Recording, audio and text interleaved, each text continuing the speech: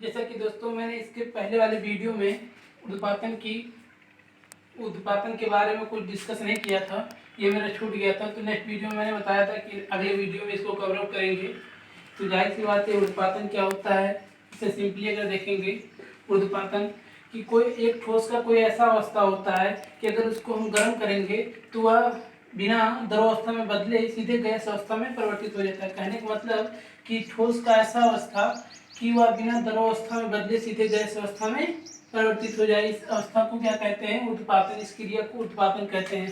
कहने का मतलब ठोस को गर्म करने के पश्चात अगर गर्म कर रहे हैं तो यह द्रव में नहीं बदलता है, सीधे गैस में बदल जाता है। कहने का मतलब अगर किसी ठोस को हम गर्म कर रहे हैं तो विदाउट लिक्विड में बदले सीधे गैस अवस्था में परिवर्तित हो जाए, इसकी प्रोसेस को हम कहते हैं उत्पादन। अब इसका एग्जांपल लेंगे तो सिंपली एग्जांपल आप कपूर ले लीजिए।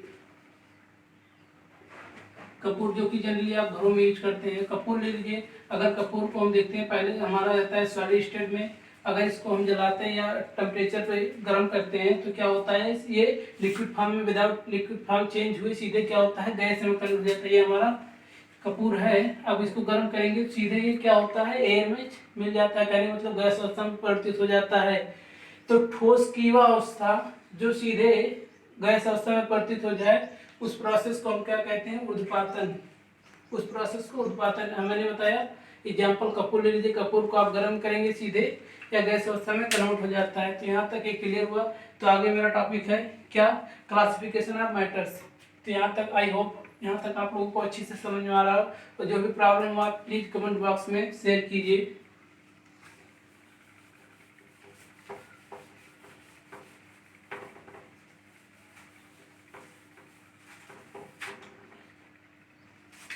तो द्रव्यों का वर्गीकरण, क्लासिफिकेशन ऑफ मैटर्स, द्रव्यों का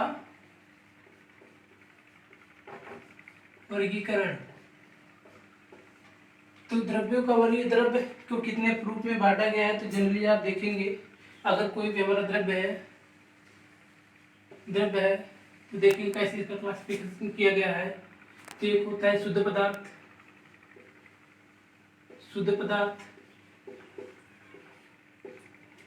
और ये होता है एक अशुद्ध पदार्थ।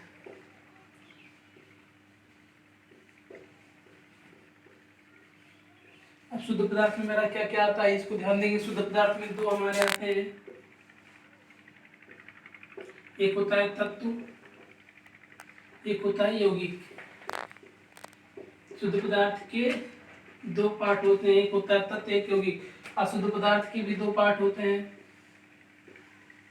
अशुद्ध पदार्थ के दो पार्ट होते हैं। एक होता है समांगी,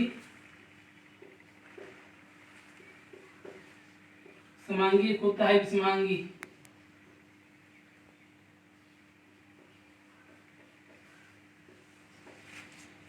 अब इसी यहाँ देखेंगे तत्व और यौगिक है। तो अब यहाँ तत्व को तीन पार्टों में बांटा गया है। मेरा पहला आता है धातु, दूसरा होता है धातु, और तीसरा होता है उपधातु।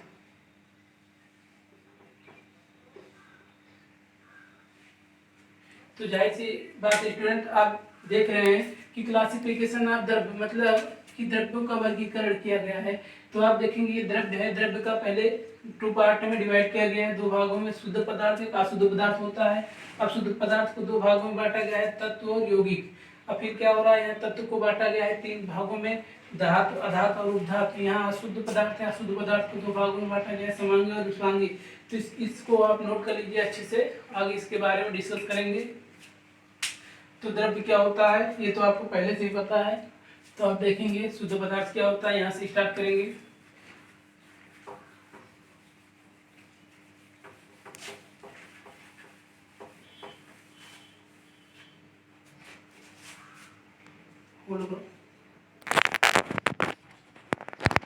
तो जाहिर सी बात है दोस्तों, मैंने बताया classification of matters.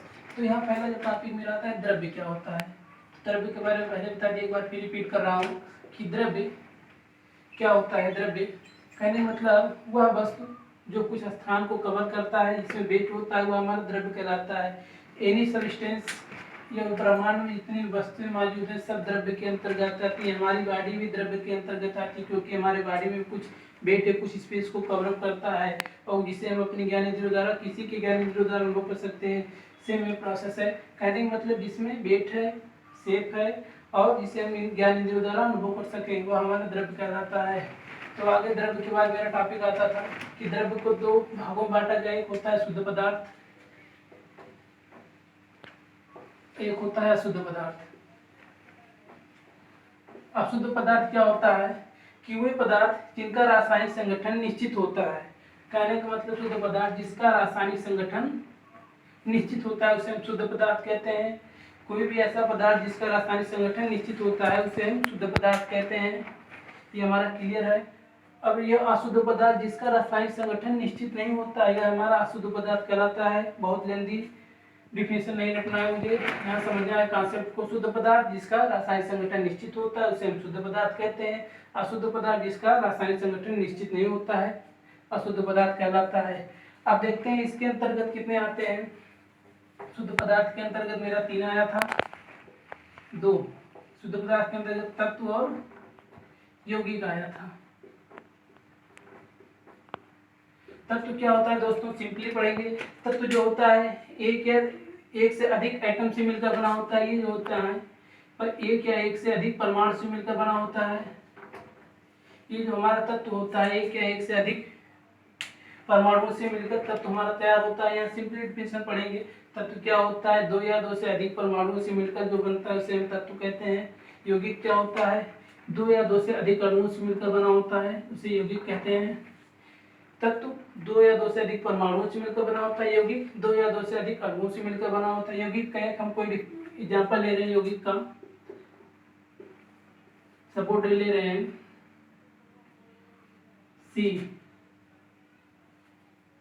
C plus EH, C+H4 equal total अगर रिएक्शन करेंगे तो हमारा प्राप्त होता है CH4। कहने का मतलब कि अणु से मिलकर परमाणु बनता, अणु से मिलकर जो हमारा बनता है उसे यौगिक कहते हैं। तो यहाँ कार्बन और हाइड्रोजन से मिलकर हमारा जो प्रोडक्ट तैयार होता है वो हमारा यौगिक कहलाता है। एग्जाम्पल के तौर पर सी पे कार्बन प्लस हाइड्रोजन का अगर रिएक्शन करा रहे हैं तो हमारा जो प्राप्त हो रहा है मीथेन गैस प्राप्त होता है। इसका फार्मूला होता है CH4 मीथेन होता है मेरा। तो यहाँ सिंपली ये डिफिनेशन क्लियर हुआ होगा। आई होप आप लोगों को पूरा समझ में आ रहा होगा।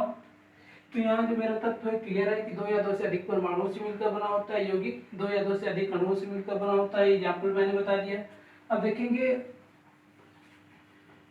कि यहाँ अशुद्ध के अंतर्गत क्या आता है। अशुद्ध पदार्थ के अंतर्गत 2 होता है, एक समांगी होता है विषमांगी। यहाँ समांगी देखेंगे क्या होता है कि कोई हमारा ऐसा विलयन होता है कि जिसमें क्या होता है कि अगर कुछ मिला दें तो उसी का रूप धारण करने, कहने का मतलब कि इसमें एक निश्चित संगठन पर घोल तैयार किया, जैसे चीनी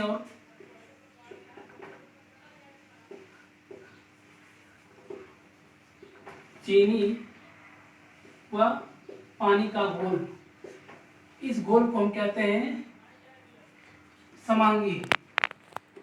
कहने का मतलब कि ऐसा घोल या ऐसा मिश्रण जिसमें कि अगर किसी वस्तु को मिलाने पर वह उसी का रूप धारण कर ले तो वह समांगी विलयन कहलाता है या समांगी मिश्रण कहलाता है। असमांगी क्या होता है, इसका रासायनिक संगठन निश्चित नहीं होता। कहने का मतलब कि अगर आप पानी में ईंट को डाल रहे हैं तो यह इसमें मिलेगा नहीं, तो यहाँ जो होगा ये असमांगी होगा।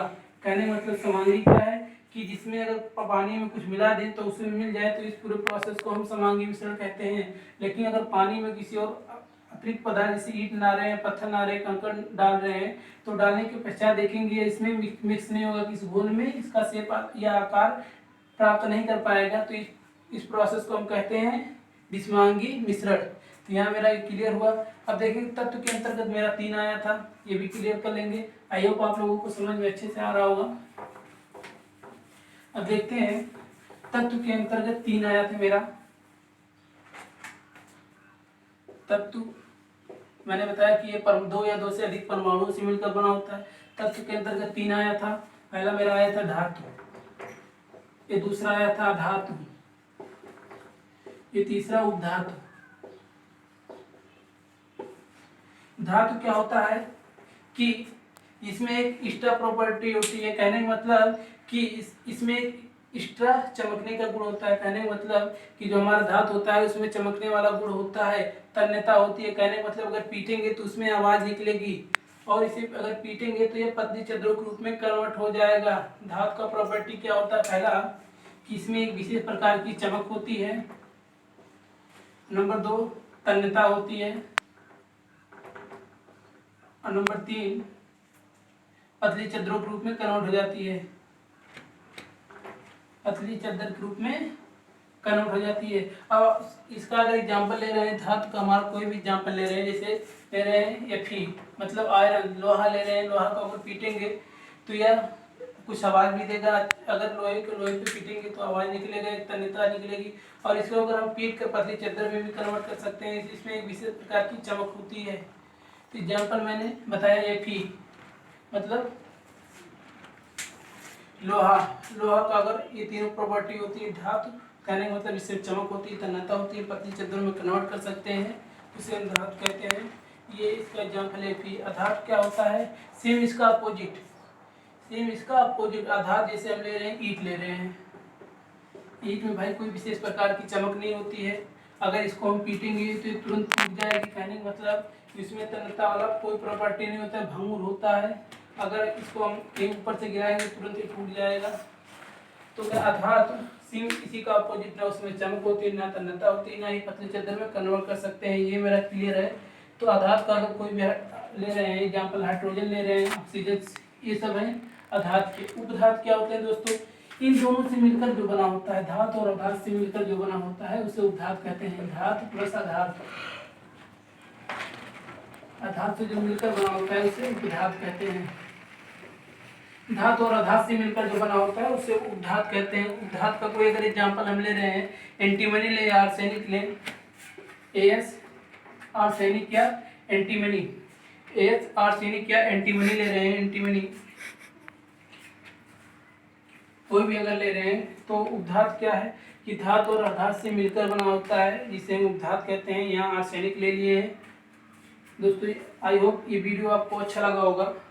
तो जो जितने भी टॉपिक हैं सब कॉन्सेप्ट लिए हैं, कोई लेंदी टॉपिक नहीं है, और ना ही कोई डिफिनेशन इतनी लेंदी कि आपको समझने में कठिनाई हो। प्लीज़ दोस्तों, आपको अगर ये वीडियो पसंद आया है तो नीचे डिस्क्रिप्शन में दिए लिंक को सब्सक्राइब कीजिए और न्यू अपडेट के लिए जारी कीजिए। धन्यवाद। Thank you for watching.